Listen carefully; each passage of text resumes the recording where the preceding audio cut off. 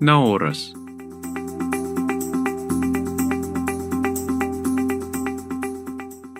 In ancient times, life was very hard for Kazakh nomads as they traveled the steppes, sleeping in tents made of camel wool called yurts. The long winters were particularly difficult, and the Kazakhs waited for a sign that spring had arrived. When they saw the sun shining through the hole in the top of the yurt, they knew winter was over. This usually happened in the month of March, or Nauryz, as it is in Kazakh.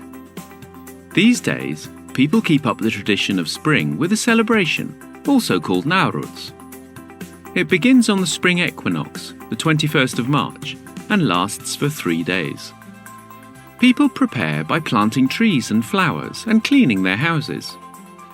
According to legend, the holy man, Kadir Ata, wanders the streets during Nauryz, and he will bless a house if it is clean and the people are good. In city squares, yurts are set up so that people can experience the lifestyle of the early nomads. People go to see theatrical performances and music concerts featuring traditional instruments such as the dombra.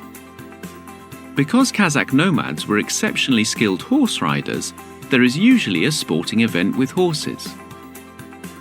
A special milk dish made with 7 ingredients, called Nauryz kozhe, is always served during the celebrations. 7 is a significant number during Nauryz. There is a special custom to invite 7 guests and visit 7 houses. The belief is that the more generous you are in offering food, forgiveness and kindness, the more good fortune and success you will have in the coming year.